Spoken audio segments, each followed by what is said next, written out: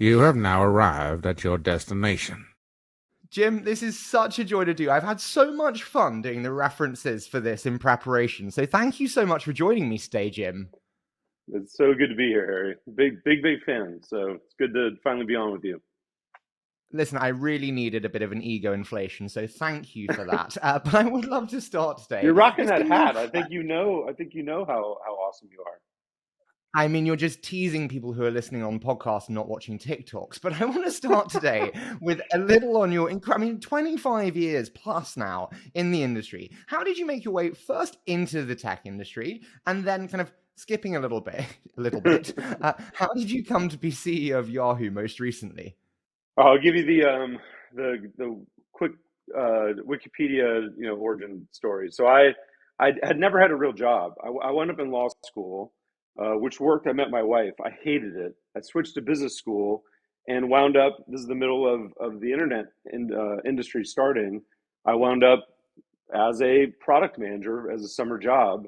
Got really cocky with a couple classmates. Started a company out of school. By the day we graduated, we already had a couple million in funding and a few million users of our website, at the time, and had the full Web 1.0 ride. We raised $50 million. We were going to go public, and then we crashed like you wouldn't believe with the crash. We sold what was left to Ask Jeeves, which is pretty much the only company that wanted us.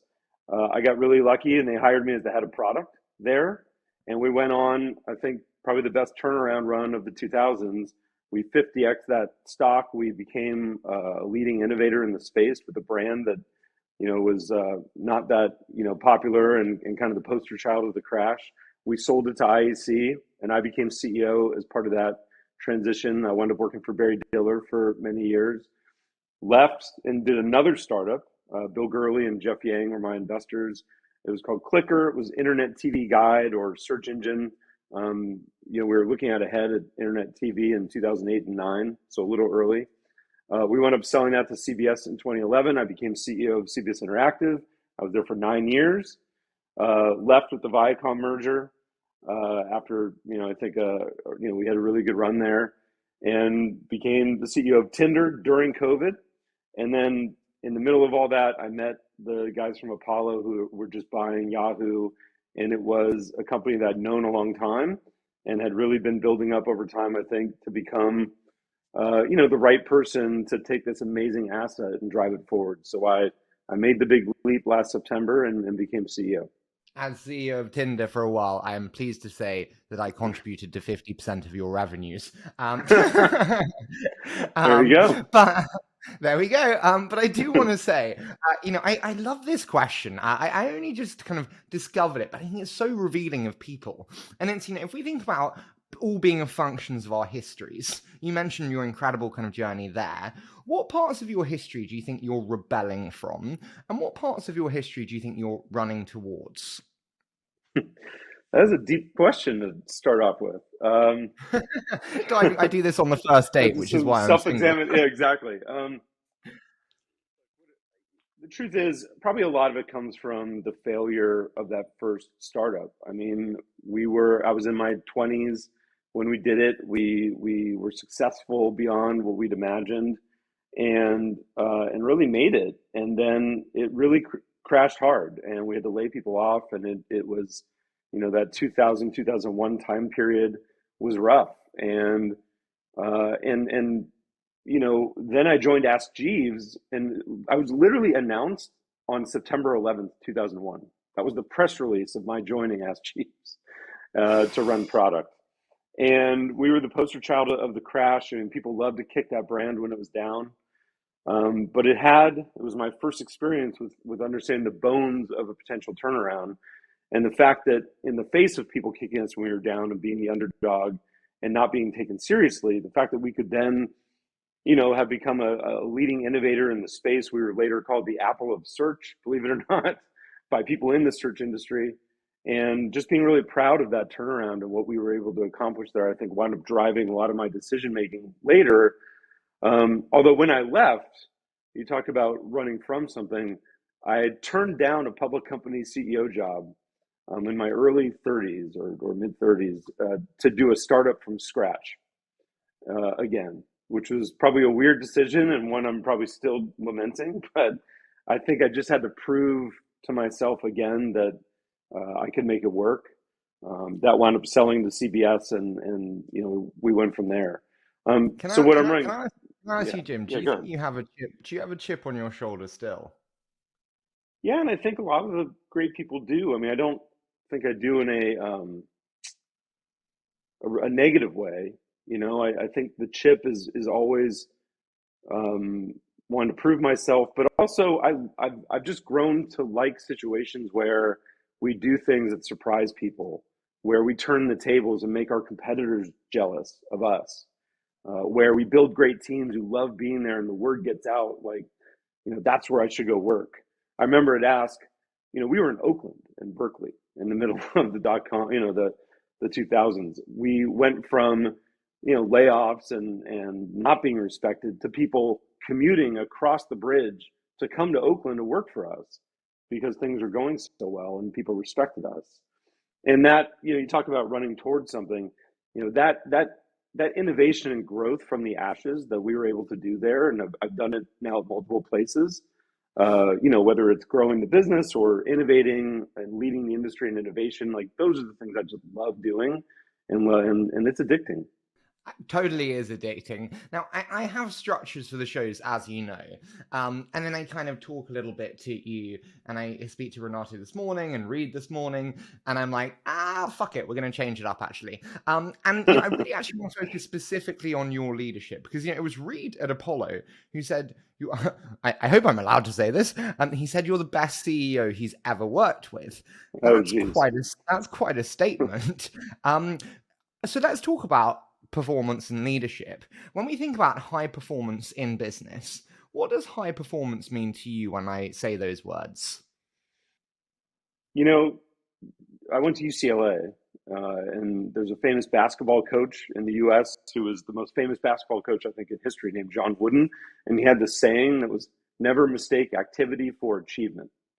And, I think that high performance is understanding what achievement means. What are you really trying to do? And really putting things in place to go make that happen.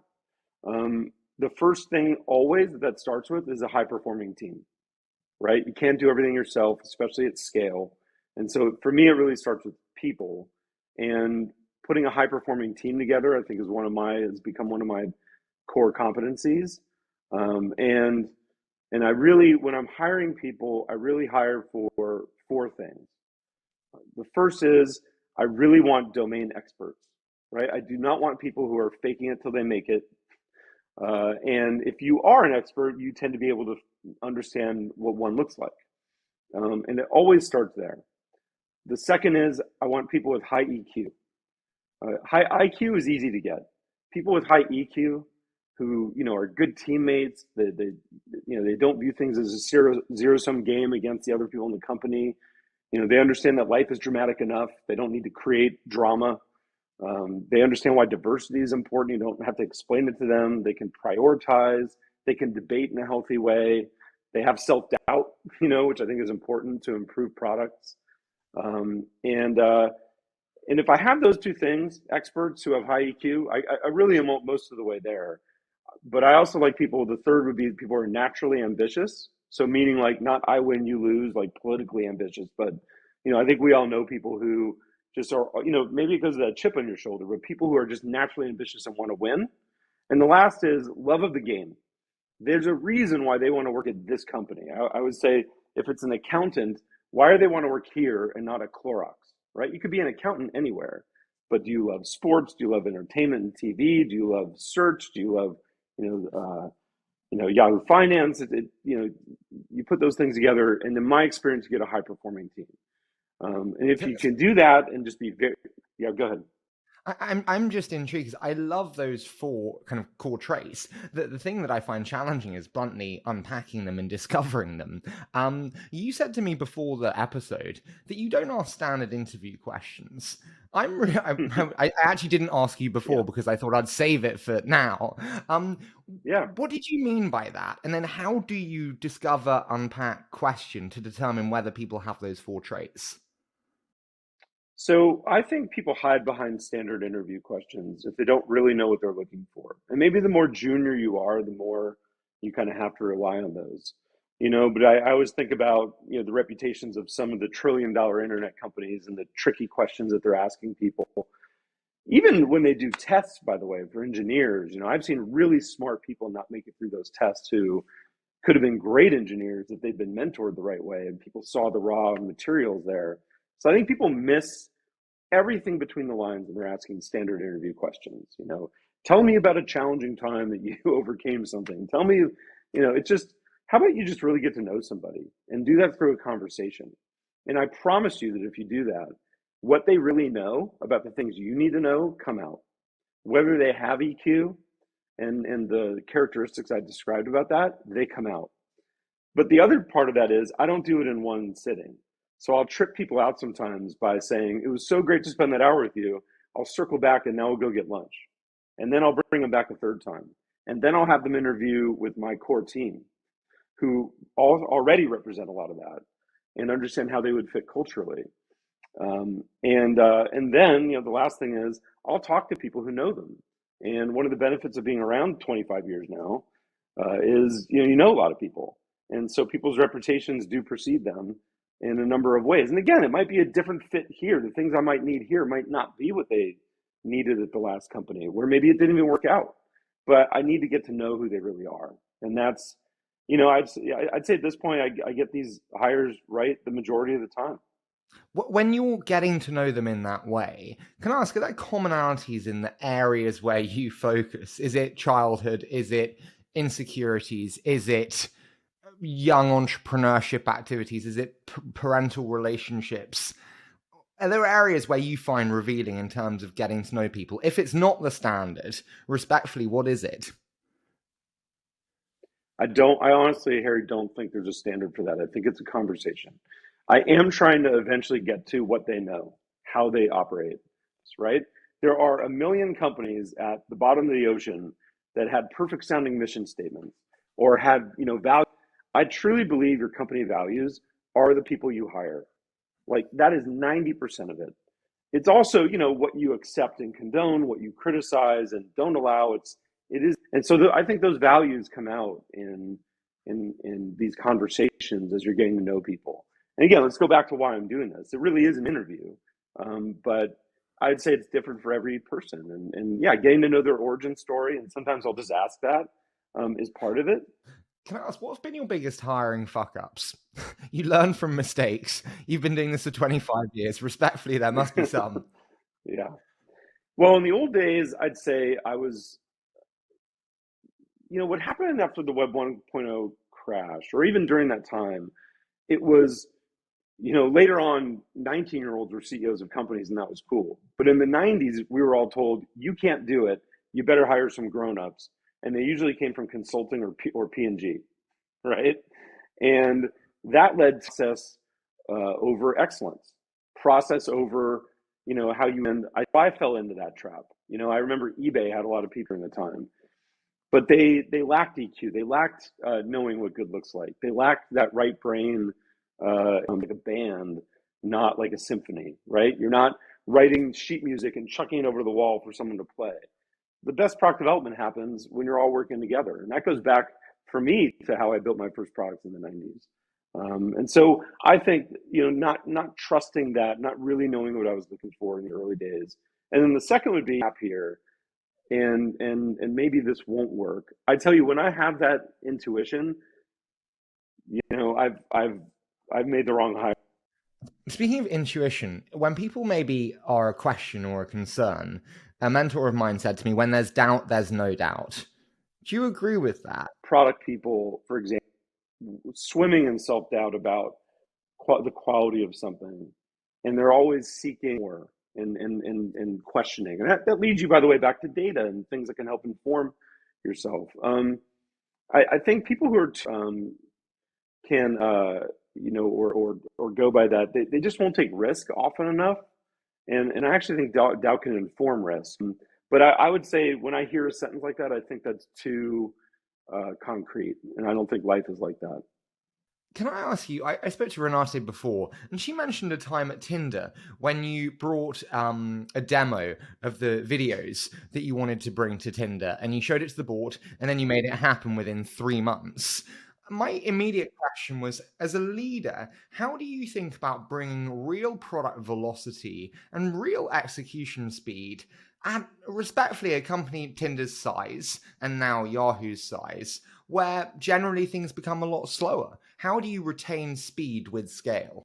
Yeah, I don't believe they have to be slower in a big company. Tinder, like Ask, was a one product company, right? Tinder was a one product company. And so really I was the chief product officer, and it was really easy to push.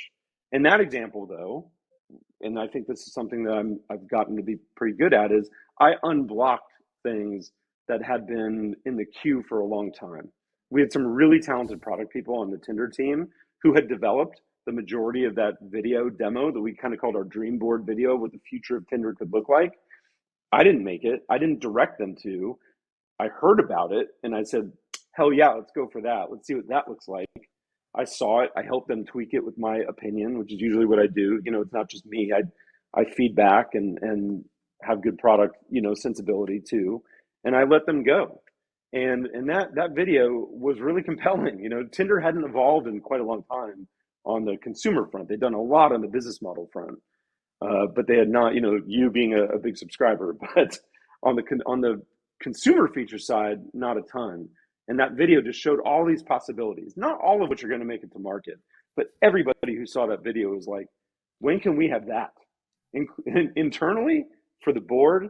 And so once you have that, it's really easy to get the company unblocked and moving. What are the most common reasons for blockage?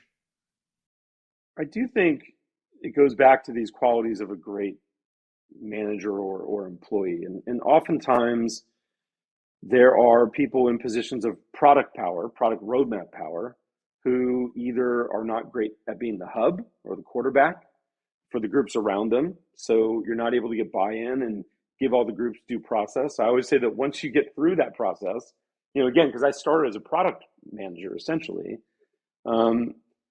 everybody should feel they've fed into that. So even when you aren't doing what they wanted to do, they understand why you made this decision. And hopefully oftentimes they feel it was their idea even. Maybe it was their idea. So that's a big part of it. And a lot of times people wind up with battlefield promotions or different reasons why they got to a position of, power and product where they're not great decision makers. Or maybe the people above them, I always say, like, I wouldn't be great at being the CEO of different kinds of companies, but I've done consumer internet for 25 years. I know how to run this kind of company, right? So it's easy for me to say, let's go for it and get things out of the way. It also helps I came out of product management, which I think not all the time, but usually, it's best for a CEO of an internet company to have been out of product, or being a founder is almost the same thing. So, that's probably why. I think one of the most challenging elements in leadership is prioritization. We mentioned obviously the video introduction there at Tinder. One has to then make that a priority. One has to take that to the board.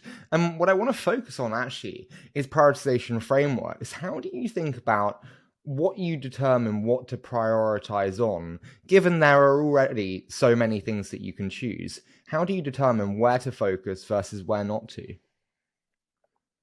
I mean, I don't want to be too simplistic about it, but it really does come down to ROI. That was drilled into me a long time ago, and now look, how you determine ROI gets more complicated. Yeah. The first is you really do have to understand the data. I hired somebody recently. Well, let me put it another way. I took over a group recently where when we went through the business planning process, I asked questions about the user experience and what was important to users. What was the user journey? Where are you trying to get them in that journey? What are the points of monetization we're trying to get them to? In what priority order do they want certain features? I think of those as the most basic of basics. And the group had never really asked those questions. And I hired somebody who came in. That's how they spent their first 48 hours. That's how I would have spent my first 48 hours. And I think if you understand that, it starts to really become clear where you're underperforming, where you can push buttons with the user experience to drive, retention or frequency or loyalty, and get people into the kill zones of monetization where you really want to get them to. And so if you understand that, all of a sudden prioritization of a roadmap can become really clear. Now, the other very important thing, and I think teams do miss this, is you have to think short, medium, and long term. So you don't just want to do the basics and fix those. You want to actually, make some meaningful growth, take advantage of some meaningful growth opportunities. And you do want to leave room in the roadmap for some big swings. And then you'll play Tetris with all those resources and the schedule to get it done. You're going to have some big projects and small projects to fit it in. So I think of prioritization as a balanced breakfast of all of these things. Fitting together, what do you want to get out of that at the end of the day is growth, right? You can say my mission, you can paint all kinds of fancy words on it. My mission is growth at the end of the day. And if you're the head of product, like that's how you have to think about it. Can we and so what's your return on investment? Can we unpack growth? And I mean that respectfully, but it's like growth of what? Yeah. Growth of user base, like growth of retentive users, growth of monetization on a monthly basis. Like, how do you determine growth? Because more users doesn't necessarily mean more growth. Do you know what I mean? 100%. I mean, again, and let's just say this is consumer internet from my point of view. So to your point, you can't have one without the other. They all have to come along. And so in a search engine, that's very easy. You have to have query growth, right? And your monetization is pretty linear off of that in search because you know what the revenue per thousand searches is. You really just have to increase the number of searches as long as you have that monetization in balance. With an ad supported model and display, of course you need the user experience, you need growth at X% to be able to monetize. If you over monetize, and I do think there's an inflection point, which is why I always say you want to optimize, not maximize, either one of these things, right? Revenue or the user experience. They need to be at this point of optimization where they're both growing at a healthy rate. And look, you can say this is rocket science and try to make it more complicated than it is. I don't think so. It's pretty easy to look at the data and understand where you're under optimized and where the focus needs to be. And over the long term, they all need to come along. So that's why I say short, medium, and long term. Now that can apply to your quarterly product roadmap. But another way to do it is your annual planning process. And I have a very specific way of doing that. And at the end of the day, that plan has to be A plus B plus C equals D, for this outcome that you want, this return on investment you're going to get for your roadmap. And that's something I put my teams through every year. Can I ask, how do you think about the balance between the short term and the long term? If the short term is like bluntly, as soon as possible, increase queries. That's the short term, which will allow you in the long term to have product expansion, market expansion, more resources for expansionary products, teams. How do you think about that balance between the short and the long term in your thinking? Well, I'll just say it's different every time. So at Ask, I think you get this a lot, but you're probably too young to remember the original Ask Jeeves product. But it was a question and answer product that was essentially manual. And it showed up at the top of the page 90% of the time in how we looked at the data. It was only clicked on 25% of the time. And so it also became the butt of a joke as a brand that it didn't work.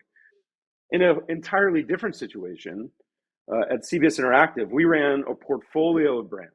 And we did it by turning around CNET, which was a public company acquired by CBS, and really goosing revenue on CNET to pay for the subscription opportunity that we saw in streaming.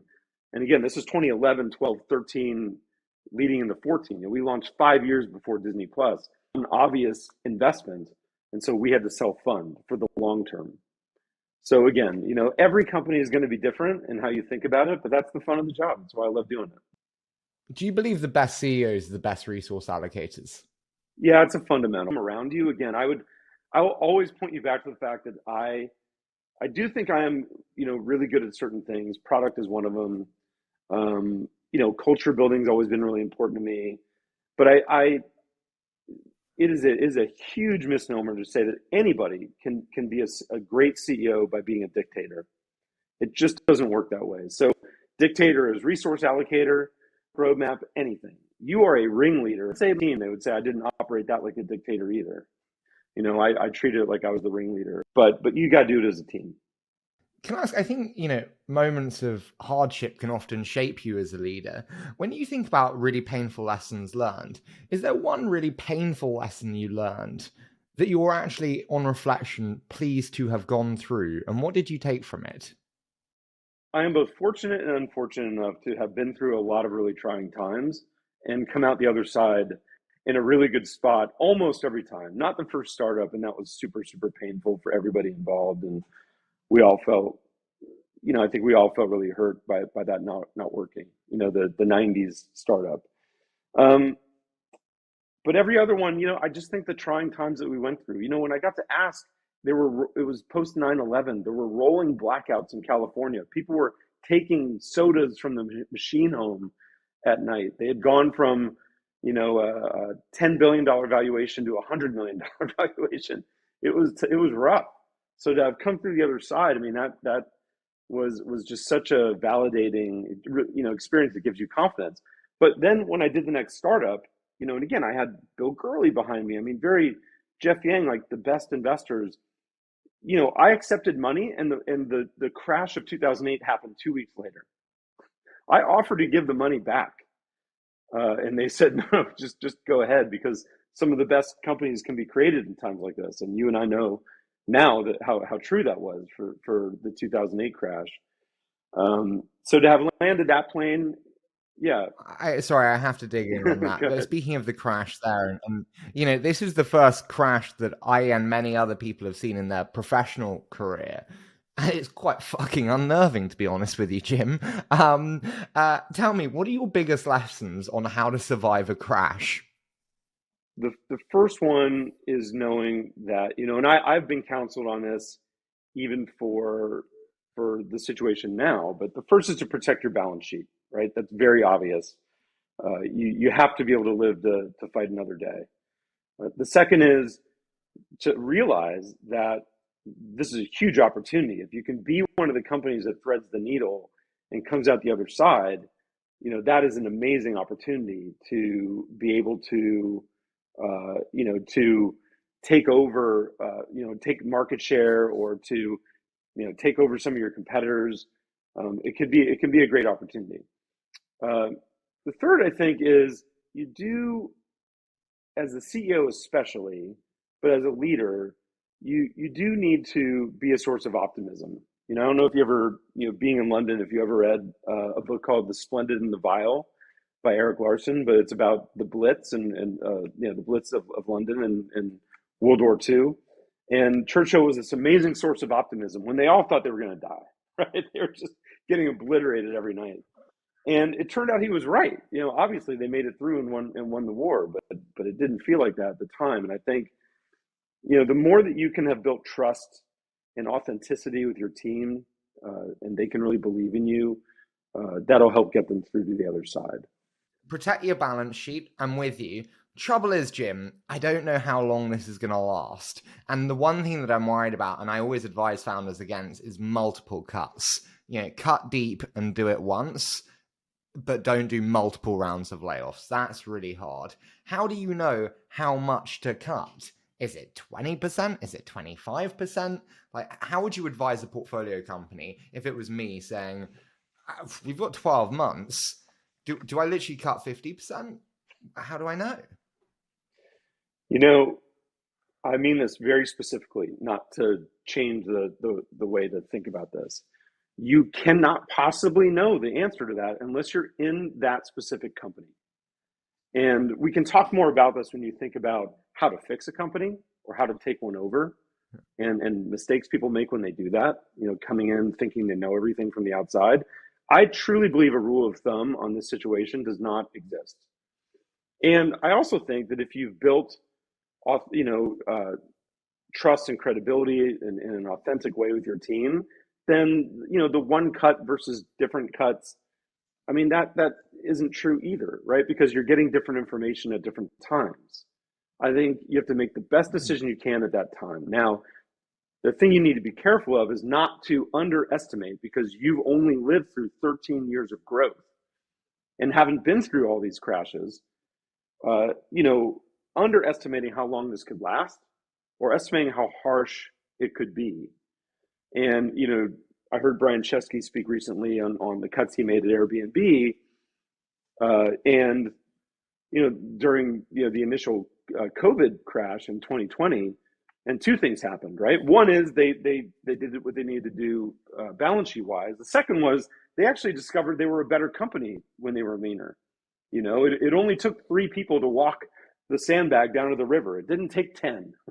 And so, you move faster, you move with more clarity, you probably move better. Some of that can be freeing. So I wouldn't, I wouldn't think about this as there's one rule of thumb for any company. But if you have a good group of people around you to help make the decision, I think you can get it right. You said point number 3, optimism and trust. If you are optimistic in the times of Winston Churchill style, where everything is going to shit and you are still saying we'll be fine, your team will lose trust. How do you think about the balance between being eternally optimistic and retaining trust when everything is not okay?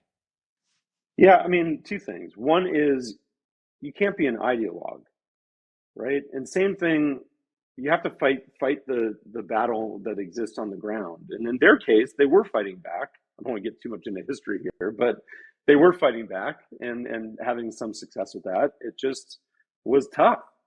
And that's what going through a crash period can be like, and the days are long, but the years are short. But those days, those long days can really be rough. And so you don't want to be an ideologue. And part of it is just being honest and unscripted and direct, and having a team of people around you, if you've hired that the right way, where their teams trust them.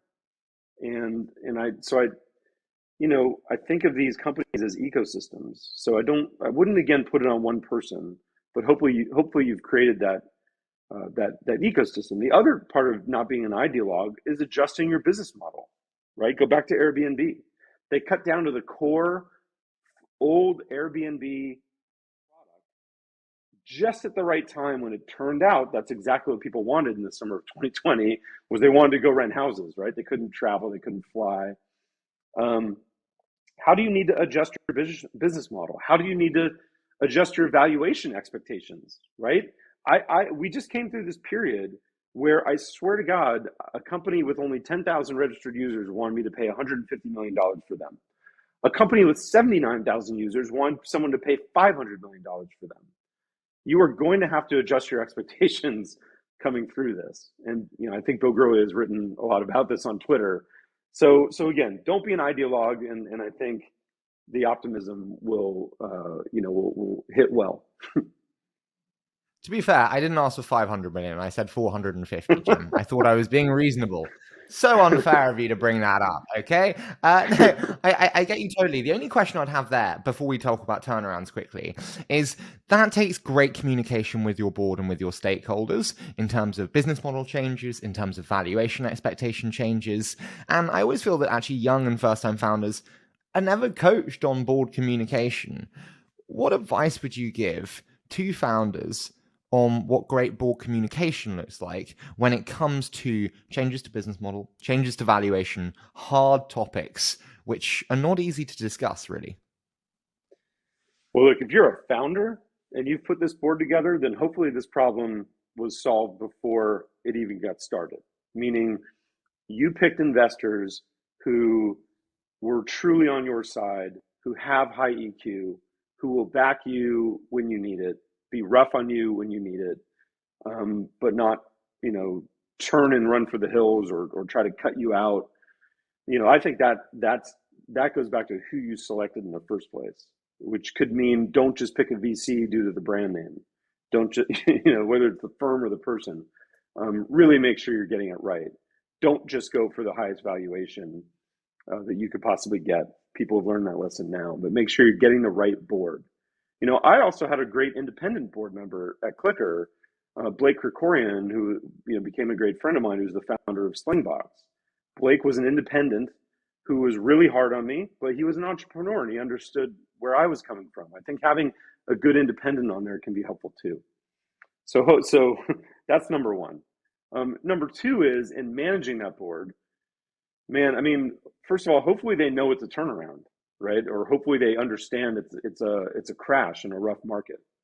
Because if I always say, I don't want to have a board or a boss ever again who, to use a metaphor, doesn't believe that climate change exists. Where every time I have to go in, I have to re-explain it to them and convince them it exists.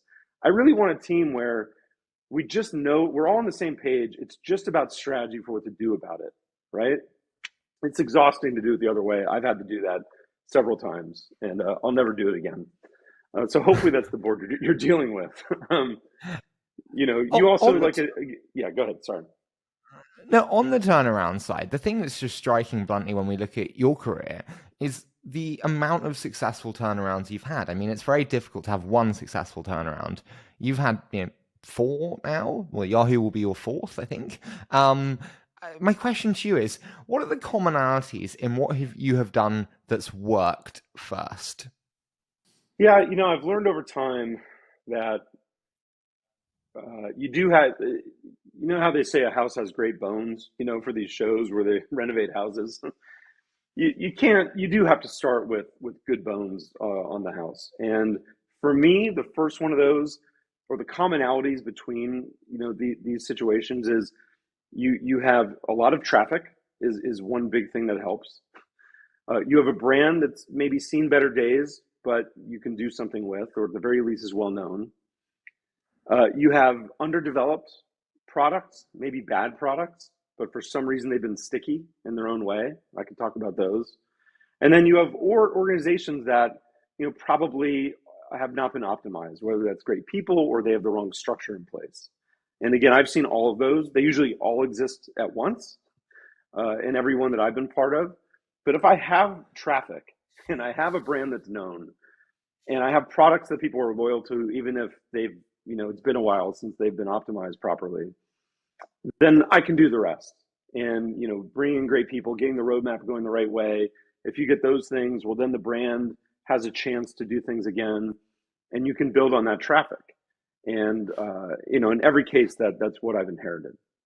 Can I ask you, and this is very un-British of me, Yahoo is a well-known brand for sure, household name, but known, as you said with Ask Jeeves, as kind of an old school name. And it's not Stripe, where everyone wants to go and work, and it's not sexy.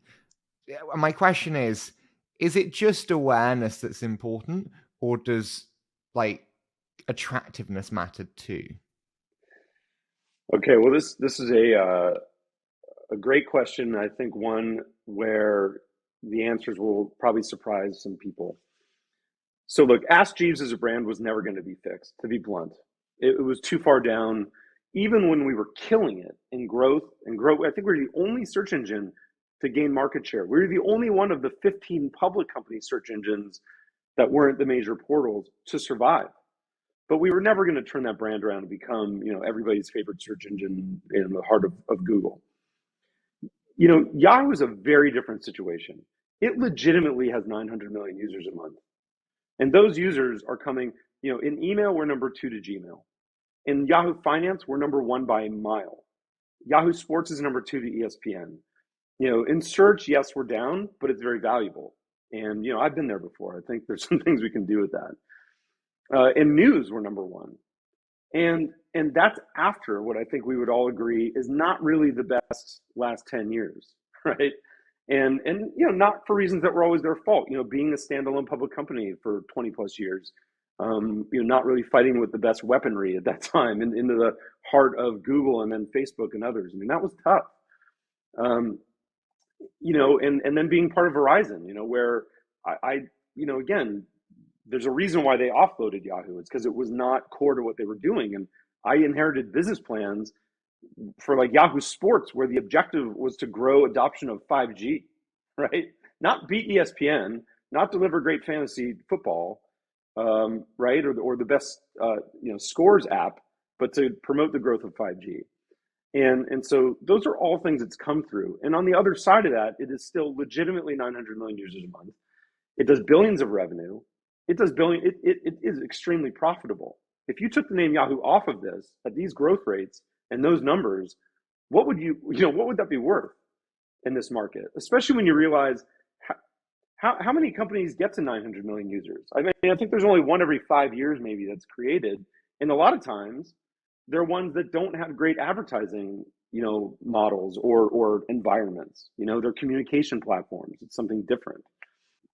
Would you ever like to take the name off and put on a new name?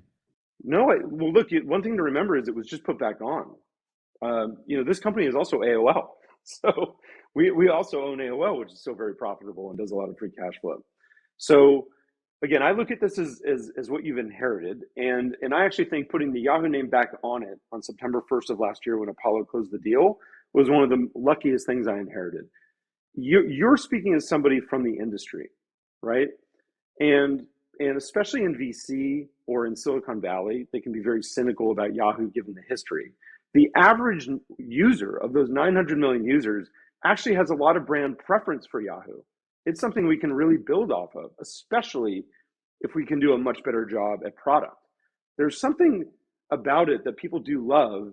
And as you know, there's not always something about the big trillion-dollar companies right now that everybody loves. So I actually think the first step here is fix the org and fix the products. But if we can do that, I think there's a lot of growth for the brand that's possible. And I think it's a strength, not a weakness, even though I understand why you're asking the question.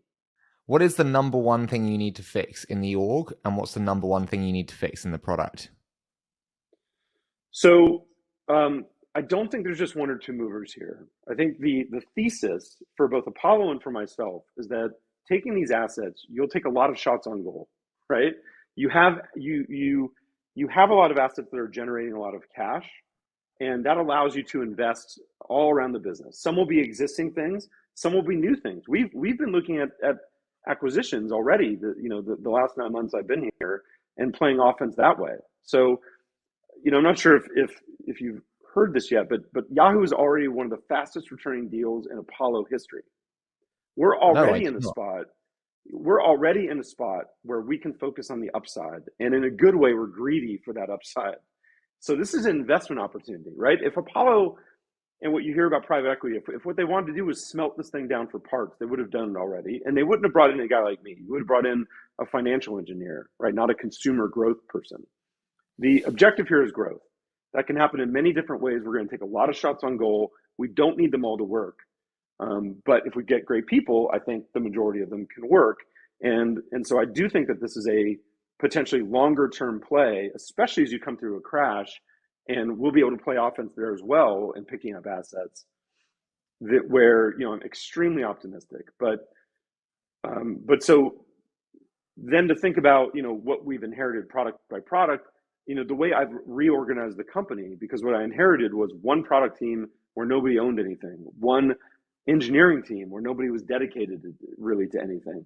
And I put general managers in place who are the CEOs of their businesses for sports and finance and email and search and every vertical that we have. And they're going to drive innovation in each of those categories. And then we'll add more. How many direct reports do you have, Jim? It'll come and go. So the proper amount for my job is probably somewhere between 10 to 12. And over time, these general managers, you'll wind up with some what I refer to as nicknamed super GMs, where you'll have GMs who have multiple GMs reporting to them in groups or segments that make sense. Because this is a portfolio play. It's a conglomerate play. And at CBS Interactive, when I inherited multiple former public companies and the CBS assets, my first thing, I was like a pig in slop as a product guy, right? I was like, I can't wait to dig in on fantasy football and on CNET and on CBS News and Last FM and all these things. But the reality, and so I had 25 direct reports, and I got just smacked in the face the first year trying to keep it all together. So what we created was a model that we called federal and state, where you create, essentially governors of each of these businesses, sometimes in groups, and you give them the operational mandate to run their own business, reporting into me. And my job is to, hire and fire and manage them and work with them on their plans. And then at central or federal, our job is to provide leverage, as cheaply as possible, right, back into those businesses and let them run. And so, how long do you give people who aren't performing? It's a big question I always have. It depends. If the more junior it is, I think the more quickly that typically moves through. I think the more senior the role is, the kind of there's more reasoning and more, work that went into putting them there, and you're probably giving them much more of a chance. So I've never put someone in a very senior role and then realize it was wrong and off them within, the first few months. I mean, you really do give it due process to see and a couple, turns to see how they react. Again, I wouldn't say there's a hard fast rule for that, but another way of looking at it is it's not that long, right? I mean, if it's not working, it's not working, which means they're probably miserable too. Can I ask you, Jim, when I listen to you, you're so assured in your leadership. Everyone says what a brilliant leader you are. You know yourself better than anyone. Where do you think your biggest holes in your leadership are? Oh, it's probably changed over time is what I would say. So, in the old days, when I started, I came out of grad school. I wasn't an engineer. I wasn't technical. And I, all on the way, have had to learn the job from that side of things, right? Not from the engineering side of things. I'm also, by the way, not a CFO, right? I could pretty much drop down to do most people's jobs in the company, but in some ways, even the CTO at this point, although engineers would laugh at me, I'm not saying I'm that technical by any means. I just mean operationally what the lever pulling is for that job. CFO is not one where you would put me. Again, I've had CFOs now for 20 plus years, and I'm really lucky with Monica. My current CFO is amazing, and my CFOs at all my last companies have just really been great. I need that person to be a really strong partner to me. So, I know what you're good at and what you're not, where you add value and where the team can balance you out. Jim, I'm a VC and I can't count, so have no fear about that. Final one though before a quick fire, and it's just in leadership, people often say, "Oh, it never gets easier." I'd love to know what gets easier over time and what gets harder over time. Yeah, a few things. So easier hiring for sure. You get better at it as you go along. Your success rate gets higher. The systems that you rely on in a company and having the confidence, you've heard me say many times today, where I do or don't believe in a hard, fast rule. But, look, I know the way I want to structure an organization. I know what a planning process should look like, how to use data to make decisions, how to run an offsite, how to cut red tape. What looks like something that's red tape that you should cut, and have pattern recognition, across things. That all gets easier.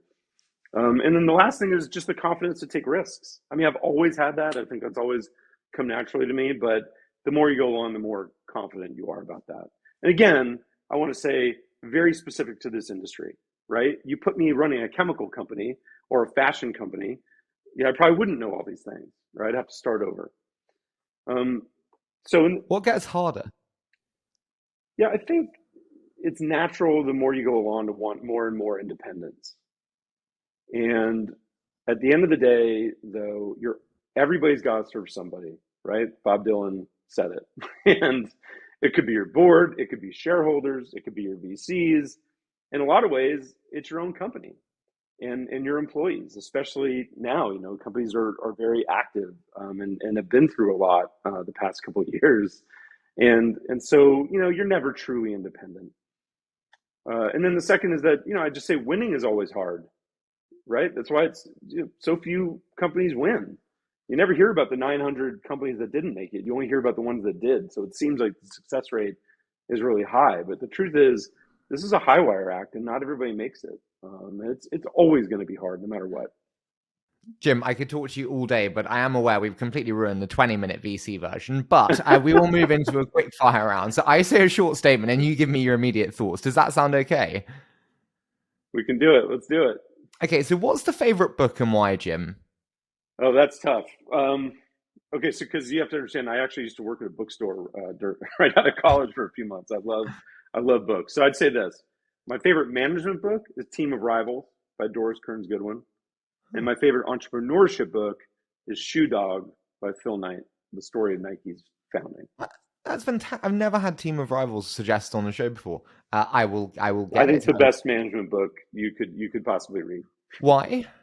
Multiple things. I mean, I think it's about putting the team before yourself. I think it's about getting a team of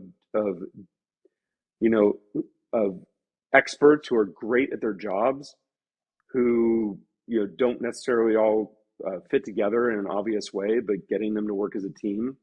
And as the leader of that group, what does that mean to be the hub leader, the quarterback for a team like that, in the hardest of possible circumstances? Yeah, you'll never find a better book, in my opinion, on leadership. What's the hardest element of your role with Yahoo today? Just changing the mindset of people takes a lot of time. Some of my team will laugh if they hear me say this, but I've said a few times, I wish you could have been with me at prior companies to understand what this looks like and how it goes well and how you're going to feel and why we won and how great it was to be part of that team. Every time you do this, you're starting over. It's not as easy as 11 and Stranger Things, being able to go back in the past and see back, put your finger on someone's forehead and see what it was like. They kind of have to live that experience, and it's hard to be patient all the time to bring a new team along to that. You just have to have faith you'll get there. If you could be CEO of any other company, which company would it be? Well, caveat, I signed up for this one. I'm going to be here quite a while. So this is a really big one. And there's no other company I'm longing to go run. For a long time, Twitter was that company for me. That's always been my white whale. I love the product, but I always felt it could have been a lot more than it was. And so I always, looked side eye at Twitter as the one that got away. I'll introduce you to my mate Elon. No idea. Well, it's going to be a whole different situation at this point, and I'm spoken for. What 3 traits would you most like your children to adopt? Oh wow. Well, I'd say sense of humor. I think my wife would kill me if I didn't say that one. She'd say they better be freaking funny. Hunger, have not like a business hunger, but just always be hungry for the next experience or milestone or album to listen to or place to visit. The last thing I ever want to hear is my kids saying that they're bored. I look at this as we're stuck in this rock floating in space, millions of light years from the next closest rock, which is why I don't understand why Elon wants to focus on Mars. It's like, well, where are you going to go next? There's not that many places. We got to fix this place. So then the last was I just hope that they're joyful. They find their bliss and that they enjoy their time on this floating rock here in space. What do you know now that you wish you'd known way back in 1999 with the first company? What would you tell yourself when you were starting out in this business? Wow. Well, I'd go back further to 1993 when I graduated UCLA, and I would have just said, just go get a job at an internet company and just trust that you're going to be good at it. Because I didn't know what I wanted to do. My dad was a small town lawyer, not a big corporate lawyer. My mom was a teacher at my high school. I just didn't have any background in business. And so I went to law school and I met my wife there, which is the best thing. We've been married for 25 years, which makes it even weirder that I ran Tinder for that period of time because I was the last person who was ever going to use it. But yeah, I would have just gone back to that point in time and just shoved me straight into Yahoo at the beginning instead of the way it turned out. But life finds a way, right? Penultimate one for you, which is off script, but you mentioned the incredible relationship you have with your wife. What are the ultimate foundations of a truly successful marriage? Well, by the way, did you know that Tinder is the #1 source of marriages in the United States? I did It's not. over 10% of all marriages come from Tinder, which is different than its reputation. And I've seen it. My daughter met her girlfriend on Tinder, and they've been together for 8 months. They're extremely happy. That happened after I left, by the way. Wow. Yeah. I'd say my wife and I think all of our friends would tell you this, are best friends who crack each other up and are never bored together. And we've been together 28 years that we've been, at least living together. And, we just keep each other on our toes. I think I always wanted that. I wanted somebody who kept me on my toes and always made me, keep trying, working really hard for it. And so if you have all that and it's romantic at the same time, like that's the combo. Oh God, that sounds exhausting. No, No, it's the opposite. Actually, it should be the easiest thing possible. And by the way, the person who falls for you will be for reasons you don't even know. Like people who try too hard, they're not putting the right version of themselves out there anyway. You should be a love coach, Jim. There we go. We could do a weekly session. A final one. What are the next 5 years for you and for Yahoo? If we have this conversation in 2027, where would you like to be? Well, I think the ideal is that we're a public company again, that we've spent this time as a private company, and now with the market being very, very different than 6 months ago, let alone the last 13 years, that we have the ability to retrench off the radar a little bit and can build this thing up the right way, make the changes we need to make, whether that's acquiring or selling or whatever we're going to do, and come out the other side of that as a company that really can think long term about being a public company again, not in that position where you're trying to make quarters and do unholy things to do it. That's the optimal for where we want to take Yahoo. But again, there's so much coming up here, right? And again, I think about this quarter by quarter right now. You can't think that far ahead just yet. Jim, I cannot thank you enough for putting up with my incredibly wayward questions. I cannot thank you enough for putting up with my fedora and your sensitivity there. But this has been so much fun, and I really did so enjoy it. All right, Harry. It's so good to see you. Keep rocking the fedora.